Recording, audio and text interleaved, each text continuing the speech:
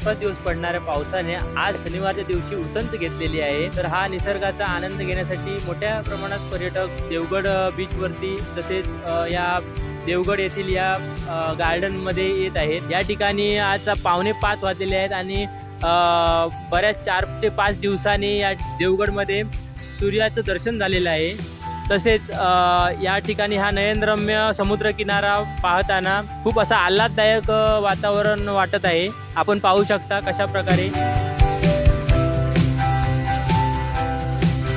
महाराष्ट्रातूनच नव्हे अख्ख्या देशा-विदेशातूनच देखील पर्यटक या देवगडचं हे प्रेक्षणीय स्थळ पाहण्यासाठी येत असतात।